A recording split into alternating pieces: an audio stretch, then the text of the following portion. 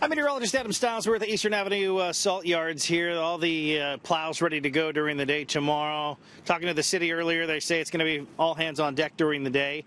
When you wake up in the morning, you look out, it may not be that bad, but conditions are going to deteriorate as the day progresses. So if you can adjust your plans, possibly work from home where you don't need to be out on the roadways, probably a good idea, as this storm system has a lot of moisture with it.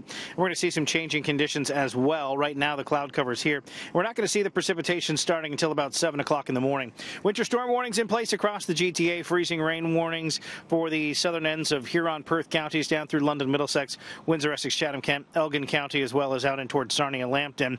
There is a special weather statement in the Niagara region. It's just because there's not a warning on there doesn't mean you're not going to be getting any high-impact weather coming your way.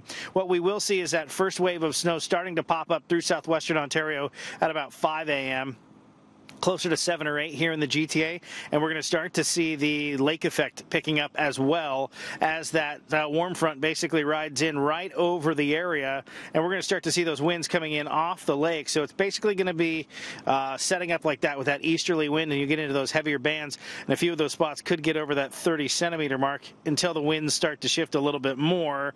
We're still going to continue to pump moisture in there, but we're also going to warm up the middle parts of the atmosphere, and that gives us that potential of seeing some ice pellets, possibly even some freezing rain, and then returning to flurries on the backside of that storm system as we go into Wednesday. So it'll last for a couple of days. We're looking at the heaviest snow between 9 and noon, basically, and then tapering off to moderate snow, mixing in ice pellets through the afternoon and into the evening commute. We're looking at that potential for some of that freezing rain. So what we're going to do is start off with the last column that you're going to see here, which is a cold column of air.